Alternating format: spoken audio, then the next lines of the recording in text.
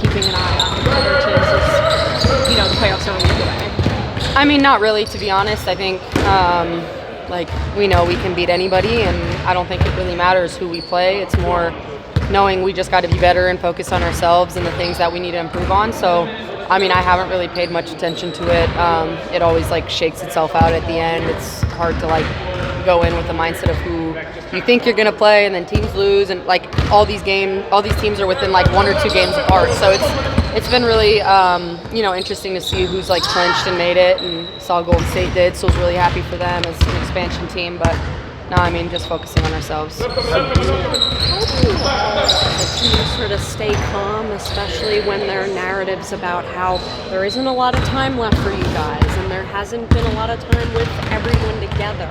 How, I guess, do you not think about that too much, I guess? Yeah, I mean, there's no panic. I think knowing we just have to kind of face the adversity we did this year, and it's just one of those years. And I think, for us, it's knowing we kind of get a fresh start come the playoffs. It's 0-0. What you did in the regular season, the adversity that you face can only make you stronger, and it doesn't matter, the story or the narrative of what regular season was. And it's you get a fresh start. Everyone's 0-0 come playoffs, and I think that's kind of the exciting part is we have a chance to kind of, rewrite the story of this year, and we have a great opportunity to do it with a healthy, fresh team. Hey, Sabrina. Hey. The season really hasn't gone the way you guys have wanted it to, so I guess, but it feels like you guys are still sort of together, even amidst the frustration. How do you guys, as a group, sort of keep that optimism without letting the circumstances of the season sort of drown you guys out a bit?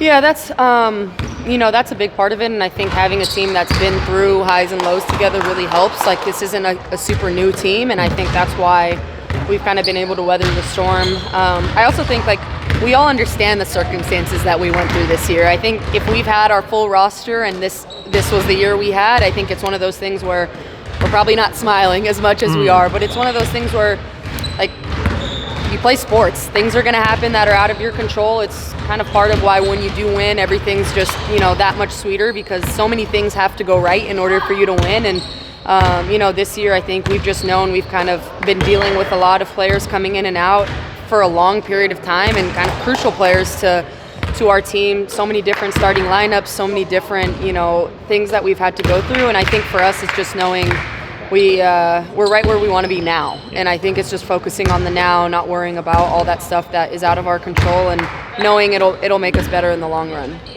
So I apologize for asking this. I'm sure you were asked before, but how's the toe and all that stuff? Yeah, it's getting a lot better.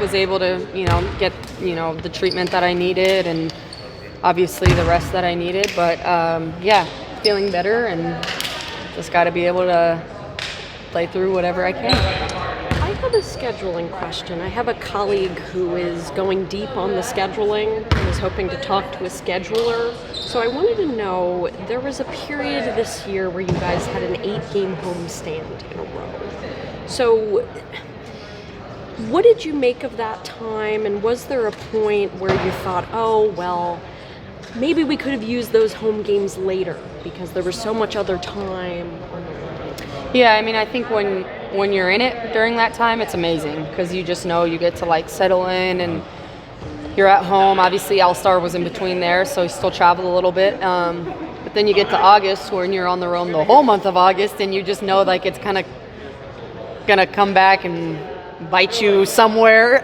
knowing that you just had that home month at home. So I think looking back now that we actually were talking about in the locker room, we would have loved to have split that up a little bit, just to not have traveled as much as we did. And obviously it was tough.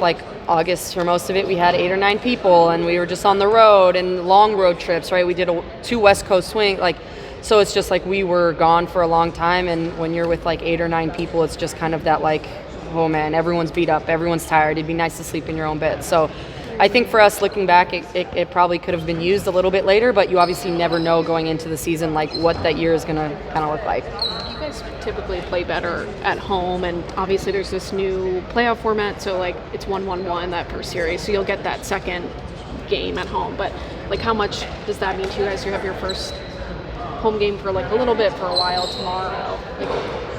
What do you think of this new format? Yeah, I love it. I think you got to go win on the road, and that's that's the exciting part. And I think for us it's that understanding of like home court, not home court first game, but you got to go on the road no matter what. So for us it's like kind of that understanding of, we know our first round matchup is probably on the road, and you got to do whatever you can do to go get that first win, and then you get to clinch at home. So I think we're super excited. We know how we play when the crowd's behind us, motivating us, and wherever it is, whether it's first or second, like we know we always have like the city to back us and cheer us on. Sab, I'm a glass half full kind of guy. The fact that you guys have not been healthy, does that make you more dangerous in the playoffs? That people don't have film of this group playing together? I think when you're 10-0 when you, JJ, and Stewie finish in games this year, like, does that help that, hey, when we're good, we're really good? Yeah, I mean, I think we all know that. We all know when us three have played, started and finished games, we haven't been beaten yet. So I think that gives us this like confidence, unwavering belief in one another, and also I think it just is that understanding of like teams have to look back on film from the first month of the season. Like, they haven't seen what we look like at full strength. We just played Phoenix. I didn't play. It's like the last time Stewie didn't play. Like, there's just so much variables that play into it. Obviously, at the end of the day, it doesn't really matter. I think teams know what we can do. I think for us, the exciting part is like we have a new gear to unlock. We're not going to be the same team that we've been in the regular season in the playoffs because we have 12 healthy people. And I think for that, we're super excited about. Has your pregame preparation changed over the course of your career in terms of like talking more like with the staff and like understanding, well, this is why we're doing this tonight, or I think we should do this tonight? Like, just being a veteran now and a leader, and more obviously than your rookie sophomore seasons. Like my shooting stuff? Not more like general, like game planning.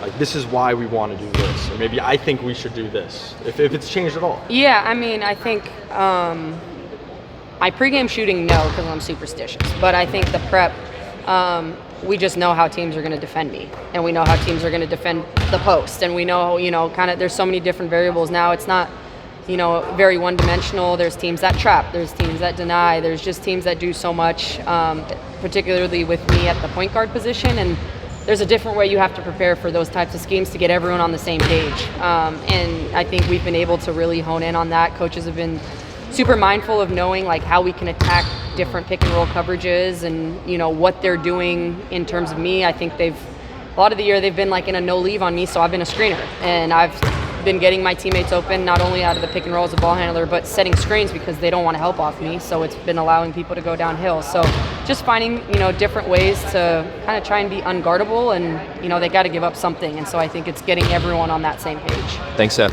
Thank you, Seth.